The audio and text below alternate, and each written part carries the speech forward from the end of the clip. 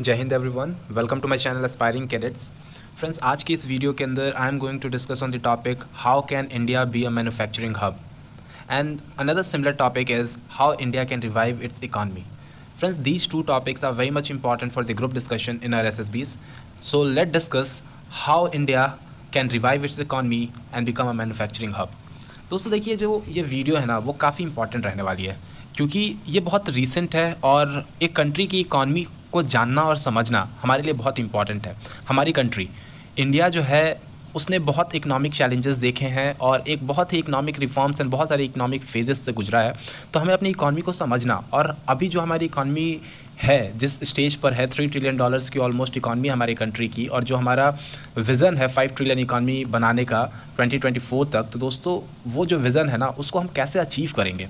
क्या हम $5 ट्रिलियन की इकॉनमी बन पाएंगे? और अगर बन पाएंगे तो हमें क्या एफ़र्ट्स लगाने होंगे, हमें किन सेक्टर्स पे वर्क करना होगा और किस तरीके से आगे बढ़ना होगा कि हम अपने इकॉनमी को रिवाइव कर सकें और एक प्रोबेबल मैन्युफैक्चरिंग हब बन सके। जो आज की सिचुएशन है, जो हम boycott Chinese products as well as जो चाइना के साथ हमारे चैलेंजेस चल रहे हैं दोस्तों, उन सबको देखने के बावजूद ये लगता है कि इंडिया को अभी बहुत ज़रूरत है अपनी इकॉनमी को बूस्ट करने की, अपनी इकॉनमी को रिवाइव करने की, अपनी इकॉनमी को स्ट्रॉन्ग करने की। और उसके लिए सबसे ज़रूरी है कि इंडिया अपने मैन्युफैक्चरिंग सेक्टर को और ज़्यादा स्ट्रॉन्ग करे, क्योंकि हम देख रहे हैं कि जैसे इंडो चाइना वॉर अभी बहुत मेजर स्केल पर है और इस कोविड-19 के कारण, जो कोविड-19 जो चाइना से निकला, उस कोविड-19 के कारण दोस्तों बहुत सारी कंपनीज़ ने प्लान बनाया है कि वो चाइना को एग्जिट करेंगी, चाइना से एग्जिट करके दूसरे कंट्री में जाएंगी, शिफ्ट होंगी।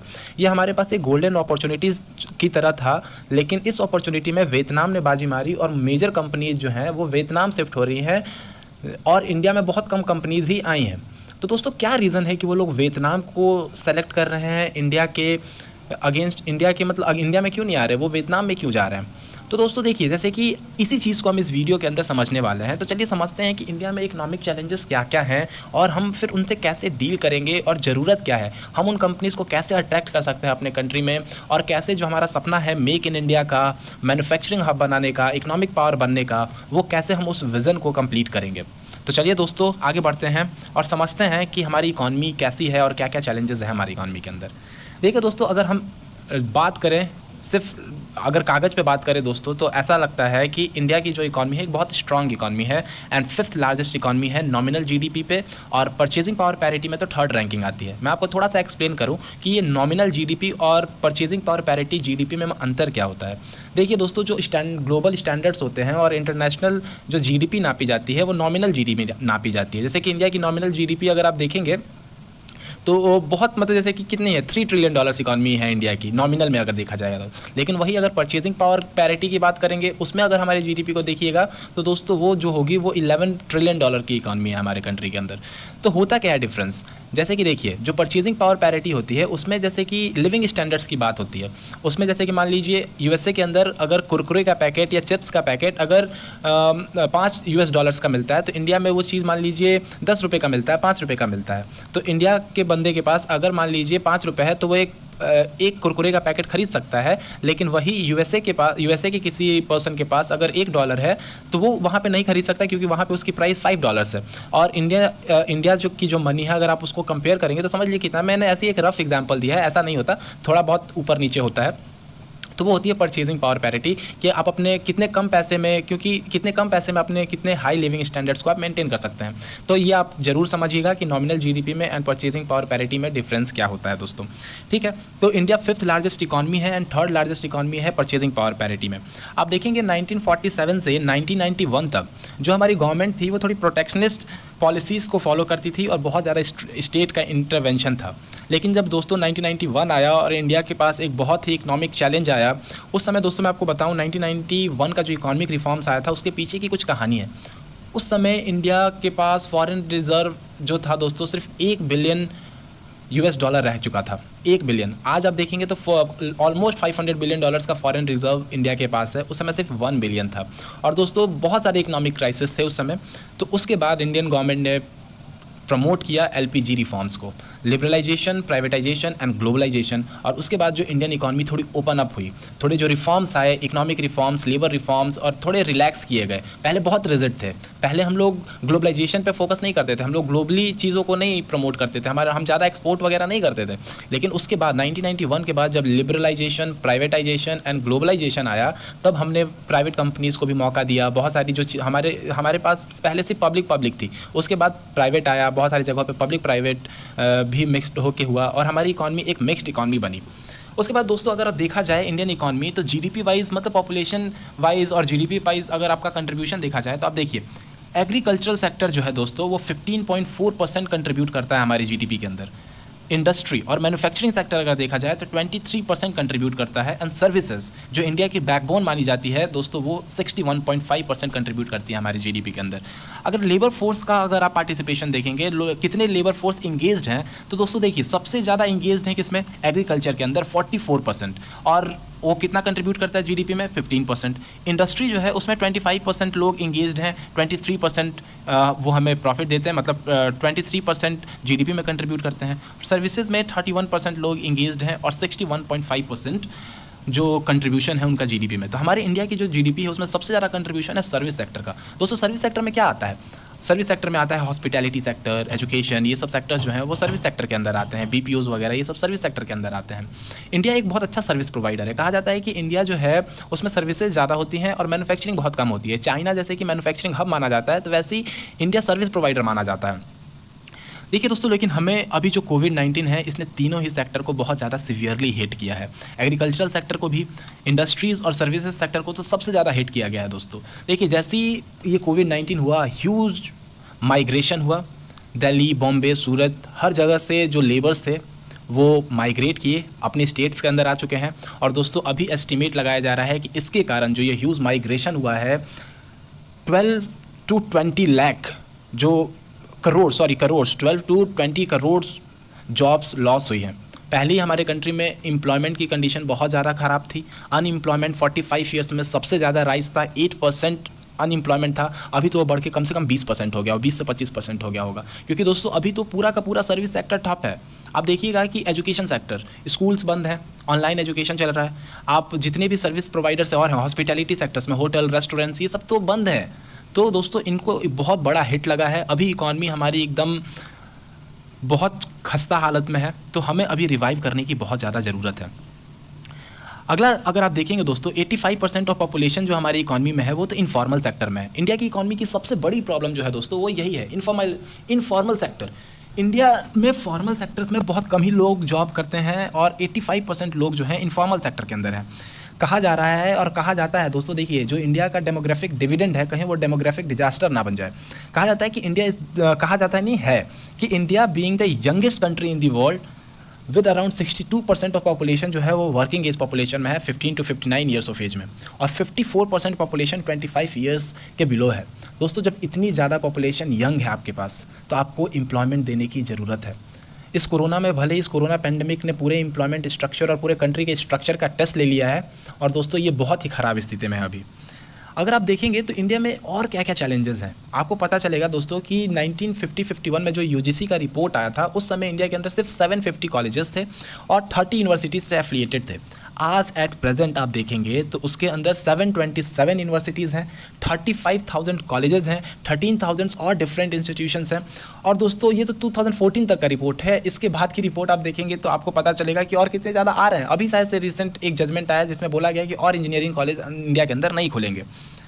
दोस्तों इतने कॉलेजेस होने के बाद, इतने ज़्यादा इतने ज़्यादा एजुकेटेड यूथ होने के बाद भी इंडिया के अंदर अगर आप स्किल्ड वर्कफोर्स ढूंढेंगे तो आपको सिर्फ 2% ही स्किल्ड वर्कफोर्स दिखेगा। बोला जाता है कि 40 to 50% ऑफ इंडियन यूथ जो ग्रेजुएट होते हैं और हायर एजुकेशन लेते हैं, उनके पास स्किल्स ही नहीं है, वो एम्प्लॉयबल है ही नहीं। उनके पास वो एजुकेशन नहीं है, वो स्किल्स नहीं है जिससे कि उनको वो जॉब मिल सके। अगर कंपेयर किया जाए आप चाइना से, साउथ कोरिया से, यूएसए से, तो दोस्तों साउथ कोरिया के अंदर 96% जो यूथ है वो एजुकेटेड है, स्किल्ड है। उसके बाद 74% जर्मनी में है, 45% चाइना में है, एंड 50 to 55% यूएसए के अंदर स्किल्ड वर्कफोर्स है। तो इंडिया को अभी नीड है कि वो अपने वर्कफोर्स को और ज़्यादा स्किल्ड करे, क्योंकि अभी चीज़ें चेंज हो रही हैं। अभी पुराने ज़माने की चीज़ें नहीं हैं। अगर आपको कंपनीज़ को इंडिया के अंदर अट्रैक्ट करना है तो हमें जो वर्कर्स हैं, वर्कफोर्स है, उन्हें स्किल्ड करना ही होगा। क्योंकि कोई भी कंपनी क्या ढूंढती है वो मैं आपको आगे बताऊंगा क्या ढूंढेगी दोस्तों। लैंड, लेबर एंड कैपिटल अगर अच्छा हो तो कोई भी कंपनी आपके अंदर आएगी ही आएगी। अगला पॉइंट देखते हैं दोस्तों कि और क्या क्या चैलेंजेस है। अब हम चैलेंजेस की बात करेंगे। देखिए, इंडिया में जो इकोनॉमिक चैलेंजेस है ना, वो स्ट्रक्चरल हैं, कुछ चैलेंजेस स्ट्रक्चरल हैं और कुछ चैलेंजेस नॉन स्ट्रक्चरल हैं। स्ट्रक्चरल क्या है, जो बहुत डीप रूटेड है, उनको कहेंगे स्ट्रक्चरल चेंजेस। मैं आपको बताऊंगा अभी क्या क्या होता है। देखिए दोस्तों, इंडिया के अंदर क्या है कि बहुत लो इन्वेस्टमेंट है मैन्युफैक्चरिंग सेक्टर के अंदर। मैन्युफैक्चरिंग सेक्टर मतलब इंडस्ट्रीज़ इंडिया के अंदर बहुत ज़्यादा कम है, और कम है तो दोस्तों उतना ज़्यादा एक्सपोर्ट नहीं कर पाती। इंडिया को कहा जाता है कि India is a import driven country. तो हमें उस इम्पोर्ट ड्रिवन कंट्री से एक्सपोर्ट ड्रिवन कंट्री बनने के लिए दोस्तों मैन्युफैक्चरिंग सेक्टर के अंदर इन्वेस्टमेंट करने की ज़रूरत है, क्योंकि अभी बहुत लो इन्वेस्टमेंट होता है वहाँ पे। उसके बाद आप देखेंगे एक इम्प्रॉपर इकोसिस्टम है। इकोसिस्टम बहुत इम्प्रॉपर। इकोसिस्टम क्या होता है दोस्तों? इकोसिस्टम होता है कि प्रॉपर बैलेंस हर जगह का। इकोसिस्टम कैसे क्रिएट होता है? आप देखिए, जैसे कि आप एक इंडस्ट्री बनाते हैं तो उसके बगल में आप रोड्स बनाते हैं, उसके बगल में जो रॉ मटेरियल्स, जहाँ पे रॉ मटेरियल की अवेलेबिलिटी होती है उसी जगह पे इंडस्ट्री बनती है। तो और भी अलग अलग छोटे छोटे जो मशीनरीज इन सब का होता है वो भी खुलता है अगल बगल के अंदर। अगल बगल मतलब एक इंडस्ट्री खुलेगी तो 10 जॉब्स और क्रिएट होते हैं, 10 नहीं सैकड़ों जॉब क्रिएट होते हैं।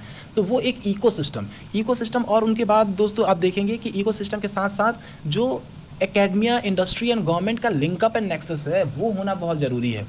बहुत सारे डेवलप्ड कंट्रीज़ हैं, वहाँ पे नेक्सस इन तीनों का ही, गवर्नमेंट का, इंडस्ट्रीज़ का और एकेडमिया इंस्टीट्यूशंस, इन सब का बहुत ज़्यादा अच्छा नेक्सस है, ताकि जो वो जो इंडस्ट्रीज़ हैं वो सेलेक्ट कर लेते हैं अपने इंस्टीट्यूशन के अंदर ही कि उन्हें कैसा सिलेबस पढ़ाना है, उन्हें किस तरीके के वर्कफोर्स चाहिए, उन्हें इंटर्नशिप करवाते हैं ताकि वो रेडी रहें किसी भी तरीके की स्किल को सीखने के लिए और वो यूज़फुल हों उनके इंडस्ट्रीज़ के अंदर और जो उनकी रिक्वायरमेंट है उसके लिए।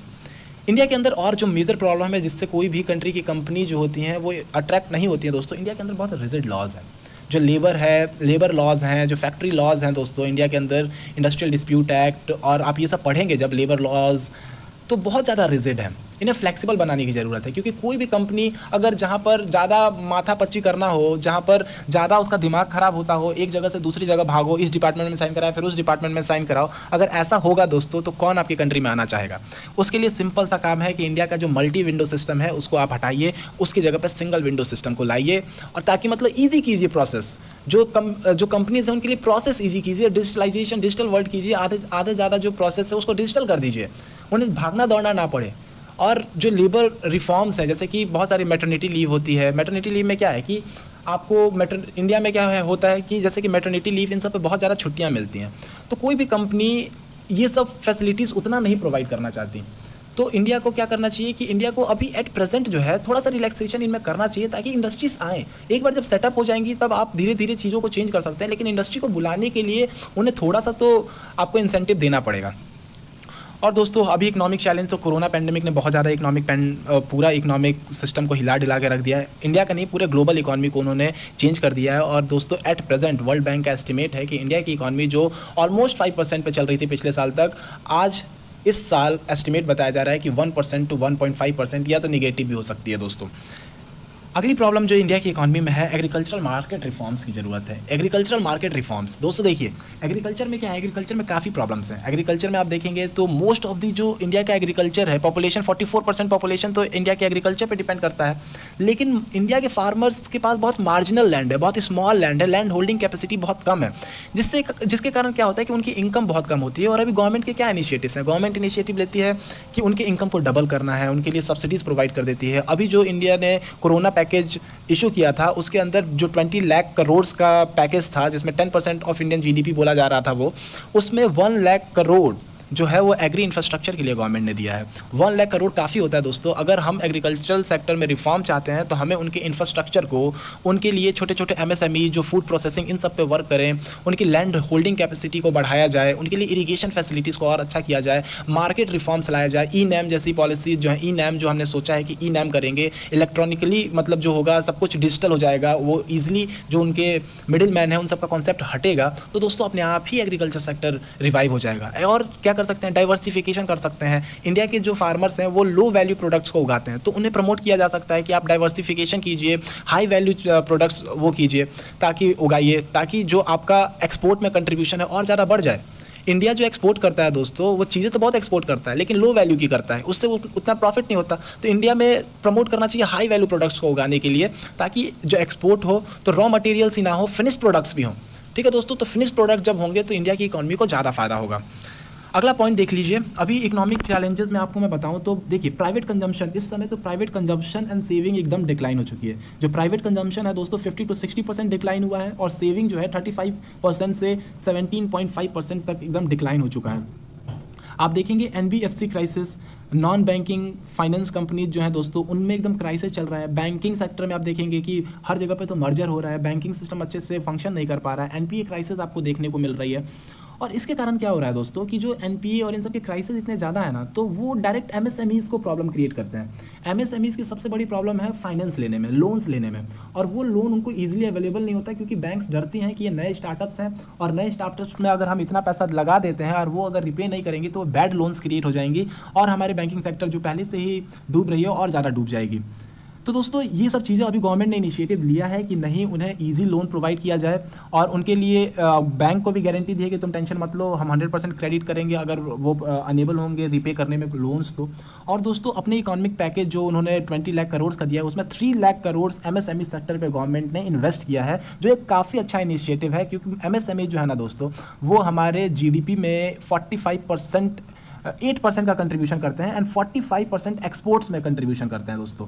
MSMEs को ग्रोथ ऑफ द इंजन कहा जाता है, क्योंकि ऑलमोस्ट 80 to 90% जो इनफॉर्मल सेक्टर के बंदे हैं वो इन्हीं में जॉब करते हैं, इन्हीं में इंगेज्ड हैं, इन्हीं में इन्वॉल्व हैं।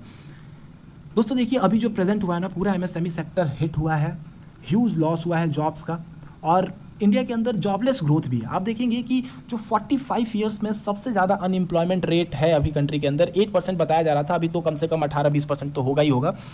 तो दोस्तों वो जॉबलेस ग्रोथ है इंडिया के अंदर, मतलब ग्रोथ तो हो रहा है, कह रहे हैं कि इंडिया ग्रो कर रहा था, और एक समय तो इंडिया फास्टेस्ट ग्रोइंग इकॉनमी भी था, लेकिन दोस्तों जॉबलेस ग्रोथ है। अभी इंडिया में चाहिए कि कम से कम हर साल 75 लाख जॉब्स तो इंडिया के अंदर क्रिएट होनी चाहिए, क्योंकि अगर 75 लाख जॉब्स इंडिया के अंदर क्रिएट नहीं हुई तो दोस्तों जो इंडिया का जो ये डेमोग्राफिक डिविडेंड है ना, वो कहीं डेमोग्राफिक डिजास्टर ना बन जाए, क्योंकि 54% यूथ जो बिलो 25 ईयर्स ऑफ एज है, एंड 62% यूथ जो वर्किंग एज पॉपुलेशन है दोस्तों, उनको सस्टेन करने के लिए, उन्हें एम्प्लॉयमेंट प्रोवाइड करने के लिए आपको एम्प्लॉयमेंट जनरेट करना पड़ेगा। अगर आप एम्प्लॉयमेंट जनरेट नहीं करते हैं तो इसका मतलब कंट्री जो है एक ह्यूज पॉवर्टी के, साइक्लिक पॉवर्टी के अंदर जाएगी, और अनएम्प्लॉयमेंट जो होगा वो एकदम सीवियर हो जाएगा। देखिए दोस्तों, फिर और क्या प्रॉब्लम है इकोनॉमी में, रिवाइव होने के लिए करना क्या पड़ेगा।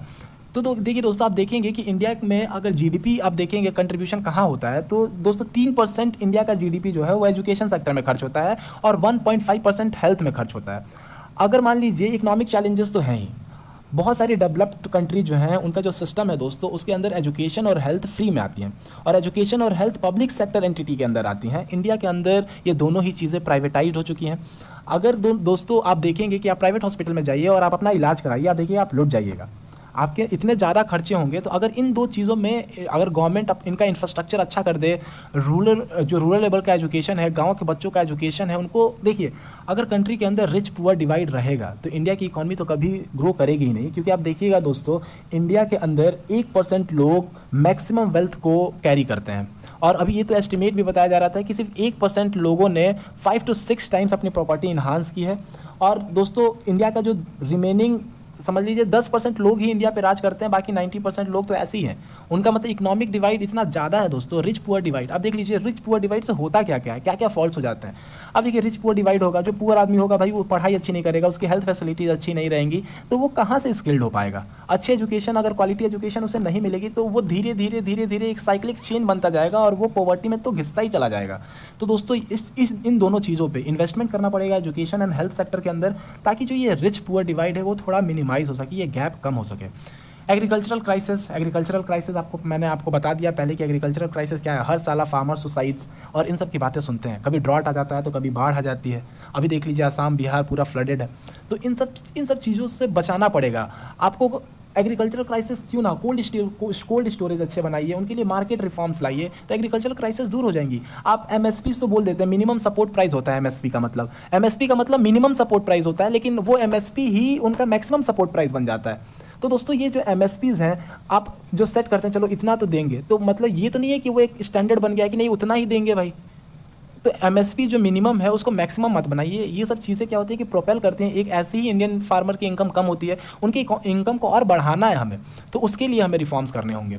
इनफॉर्मल सेक्टर हिट हुआ है, मैंने आपको बता दिया कि पूरी जो जनसंख्या 85% पॉपुलेशन तो इनफॉर्मल सेक्टर में ही काम करती है। इंडिया के अंदर एक और बड़ी प्रॉब्लम है ना कि जो लोग एम्प्लॉयड भी हैं वो भी पुअर हैं। इंडिया के अंदर क्या है, एम्प्लॉयड पॉवर्टी, अनएम्प्लॉयमेंट से ज़्यादा तो एम्प्लॉयड पॉवर्टी की दिक्कत है। आज कंट्री के अंदर आप 10,000, 12,000, 15,000 कर कमा के जीवन का गुजारा नहीं कर सकते हैं, क्योंकि अगर आप 10-15,000, 20,000 की जॉब करते हैं दोस्तों, तो आप समझ लीजिए आप एम्प्लॉयड पॉवर्टी में ही जी रहे हैं, क्योंकि उसके बाद आप अच्छी एजुकेशन को फाइनेंस नहीं कर पाएंगे अपने बच्चों के लिए, हेल्थ सिस्टम को फाइनेंस नहीं कर पाएंगे, और हमेशा एक ऐसी बस लाइफ जिएंगे। तो लाइफ जीना नहीं है, उसके लिए तो हमें दोस्तों कहीं अपनी इकॉनमी को और स्ट्रॉन्ग करना पड़ेगा ताकि हमारे लिविंग स्टैंडर्ड सुधरे। अनएम्प्लॉयमेंट मैंने आपको बताया काफ़ी तरीके के होते हैं, डिस्गाइज्ड अनएम्प्लॉयमेंट, स्ट्रक्चरल अनएम्प्लॉयमेंट, बहुत तरीकों के होते हैं दोस्तों। तो अनएम्प्लॉयमेंट है, बस आप समझिए, जो बहुत ज़्यादा है अभी कंट्री के अंदर। स्किल नहीं है, स्किल मैंने आपको बता दिया कि स्किल नहीं है, सिर्फ 2% वर्कफोर्स के पास स्किल है।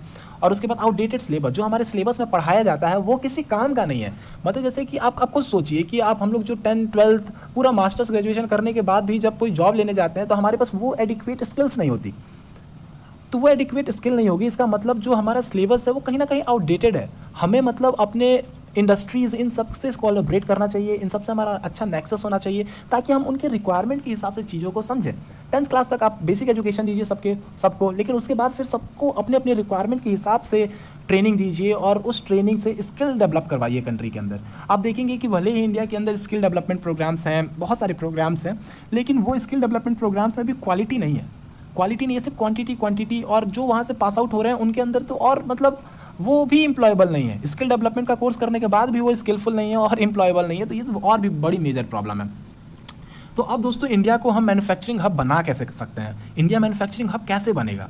सबसे पहली चीज़ कि इंडिया को अपने लैंड, लेबर एंड कैपिटल, इन तीनों चीज़ पे बहुत ज़्यादा फोकस करना पड़ेगा। लैंड क्या होता है दोस्तों, देखिए कंट्री के अंदर ना हमारे लैंड प्रोक्योरमेंट एक बहुत बड़ी प्रॉब्लम होती है।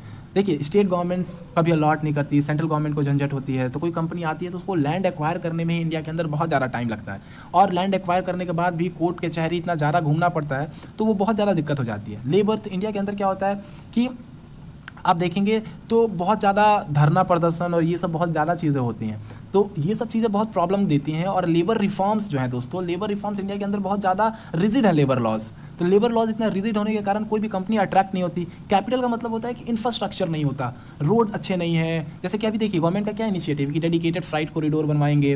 देखिए दोस्तों, कंपनी वहाँ सेटअप होना चाहती है जहाँ ईजी, सब कुछ ईजिली अवेलेबल हो, असेसेबल हो, अफोर्डेबल हो, तभी कंपनी आती है। जैसे कि हांगकांग के अंदर कंपनीज इतनी क्यों हैं, पोर्ट सिटीज़ के पास है। इंडिया के अंदर भी इंडस्ट्रीज आप देखेंगे तो मेजर इंडस्ट्रीज जो है वो पोर्ट सिटीज़ के पास है। तो दोस्तों क्या होगा, पोर्ट सिटीज़ के पास आप बनाइए, पोर्ट के पास बनाइए, ताकि और रोड वहाँ पे इतना अच्छा बना दीजिए और लेबर लॉज को थोड़ा फ्लेक्सिबल कर दीजिए। तो देखिए ना कंपनीज आपके पास दौड़े ही दौड़े आएंगी, क्योंकि भाई इंडिया से ज़्यादा चीप लेबर तो आपको कहीं मिलेगा नहीं, इंडिया से ज़्यादा मेहनती वर्कर तो आपको कहीं मिलेगा नहीं। तो बस आप थोड़े से सिस्टमेटिक रिफॉर्म्स लाइए और लैंड, लेबर एंड कैपिटल पे फोकस कीजिए, और आपके पास ज़रूर आप मैन्युफैक्चरिंग हब बना सकते हैं कंट्री के अंदर। दूसरी चीज़ मैंने आपको इसी में कवर कर दी कि आर्केइक लॉज हैं, बहुत पुराने लॉज हैं, बहुत ज़्यादा हमारे कंट्री के अंदर क्या होता है ना कि हम अपने लेबर्स के बारे में ज़्यादा सोचते हैं। सोचना चाहिए लेबर्स के बारे में, ऐसा नहीं कि सोचना नहीं चाहिए, लेबर्स के बारे में बहुत ज़्यादा सोचते हैं, लेकिन जो हमारे वो हैं, जो प्रोड्यूसर्स हैं, जो मतलब वहाँ पे बना रहे हैं, उनके लिए नहीं सोचेंगे। तो दोस्तों देखिए, कोई अगर कंपनी का ओनर है, अगर आप उसके बारे में नहीं सोचते हैं तो वो आपके पास क्यों आएगा? ठीक है, आप पहले उसको अट्रैक्ट कीजिए, उसके बाद लेबर रिफॉर्म्स धीरे धीरे कीजिए, उसको पहले सेटल कीजिए, उसको अच्छा इन्वायरमेंट दीजिए, एक अच्छा इकोसिस्टम दीजिए ताकि वो यहाँ पे रहे। ठीक है दोस्तों, फिर वही चीज़ है, हमें रिसर्च एंड डेवलपमेंट पे बहुत ज़्यादा फोकस करना पड़ेगा। देखिए दोस्तों, इंडिया के अंदर ना इन्वेस्टमेंट, एजुकेशन में, हेल्थ में, रिसर्च एंड डेवलपमेंट में इतना कम जीडीपी का कंट्रीब्यूशन होता है, सिर्फ 0.8% जीडीपी का इन्वेस्टमेंट है हमारे रिसर्च एंड डेवलपमेंट के अंदर। दोस्तों डेवलप्ड नेशंस के अंदर वो बहुत ज़्यादा होता है, कम से कम 2 से 3-4% तो कीजिए रिसर्च एंड डेवलपमेंट पे। विदाउट रिसर्च एंड डेवलपमेंट आप मैन्युफैक्चरिंग कैसे हब बनेंगे? इंडिया के अंदर छोटी छोटी चीज़ें भी मैन्युफैक्चर करने के लिए स्किल्स नहीं है। आप पहले उसमें रिसर्च एंड डेवलपमेंट कीजिए, कॉलेज और इंस्टीट्यूशंस को और ज़्यादा स्ट्रॉन्ग कीजिए, उन्हें थोड़ा और फाइनेंस कीजिए, उन्हें प्रमोट कीजिए रिसर्च करने के लिए। तो दोस्तों देखिए ना कैसे हम आगे बढ़ सकते हैं। हमें एमएसएमईज़ पे फोकस करना पड़ेगा। मैंने आपको पहले ही बता दिया कि एमएसएमई ग्रोथ इंजन है, 8% जीडीपी में कंट्रीब्यूट करता है, 45% एक्सपोर्ट में कंट्रीब्यूट करता है, 80 to 85% जो जनसंख्या को नौकरी देता है। तो दोस्तों इन सब जो छोटे छोटे स्टार्टअप्स हो रहे हैं उनको आप प्रमोट कीजिए, उनके लिए easily loan, collateral free loans available करवाइए, आप देखिए, और लोगों को प्रमोट कीजिए स्टार्टअप्स करने के लिए, तो आपको मिलेगा, रिजल्ट मिलेगा और हम मैन्युफैक्चरिंग हब बन सकते हैं। और जैसे कि पहले, और जो सिस्टमेटिक फॉल्ट्स हैं हमारे कंट्री के अंदर, जो इकोसिस्टम में प्रॉब्लम है, मल्टीपल विंडो सिस्टम से सिंगल विंडो सिस्टम आपको बता दिया। Ease of doing business, India के अंदर ईज़ ऑफ डूइंग बिजनेस में तो काफ़ी इंप्रूवमेंट हुआ है, लेकिन दोस्तों आप देखिए, आप अगर आप कोई चीज़ खरीदने जाते हैं तो पहली, दूसरी, तीसरी, चौथी, यूट्यूब पे आप वीडियोस भी देख रहे हैं तो आप स्क्रॉल 60-65 तक स्क्रॉल थोड़ी ना करते हैं, आप स्क्रॉल कैसे करते हैं, 1 2 3 कोई मिल गया तो चलो ले लिया। तो हमें दोस्तों देखिए, हम 143 थर्ड रैंक से 63rd रैंक आ गए हैं 2014 से 2020 के अंदर। तो दोस्तों हमें टॉप 25 के अंदर आना पड़ेगा, हमें टॉप 10 के अंदर हमारा विजन होना चाहिए कि हमें ईज़ ऑफ डूइंग बिजनेस इतना ज़्यादा स्ट्रॉन्ग करना पड़ेगा। और ईज़ ऑफ डूइंग बिजनेस तभी इंप्रूव होता है जब आपके लेबर लॉज एकदम फ्लेक्सिबल हो, आपके पास अच्छा इंफ्रास्ट्रक्चर हो, क्वालिटी एंड स्किलफुल वर्कर्स हों, ताकि लोग अट्रैक्ट कर सकें। देखिए दोस्तों, हमारी कंट्री के अंदर सबसे बड़ा बेनिफिट जो आज है इंडिया के अंदर, वो है कि इंडिया के पास यूथ है जो यंग है। अगर हम उसको सही डायरेक्शन में उनका फोकस डाइवर्ट कर देते हैं तो दोस्तों हम ज़रूर मैन्युफैक्चरिंग हब बन सकते हैं और काफ़ी अच्छा ग्रो कर सकते हैं। और जो हमारी $5 ट्रिलियन इकॉनमी का सपना है दोस्तों, बहुत जल्दी अचीव हो जाएगा, हम उससे आगे बढ़ेंगे। ऐसे भी बहुत सारे IMF, वर्ल्ड बैंक, इन सब के रिपोर्ट्स ने बताया है कि बाय 2050 ये जो एज होगा वो पूरा इंडिया और चाइना का ही होने वाला है दोस्तों। तो इंडिया उसमें बहुत एक ग्लोबल पावर की तरह उभर के आएगा। आप देख लीजिए, मैं आपको स्किल डेवलपमेंट इन सब के बारे में और फैक्ट्स में अगर आप बताऊं तो आप देखेंगे कि 47% जो हायर एजुकेशन से निकल के आते हैं दोस्तों, वो एम्प्लॉयबल नहीं होते। अभी एक पियोन के लिए पोस्ट आया था, 368 पियोन्स की पोस्ट के लिए 2 लाख ग्रेजुएट्स ने अपीयर किया था।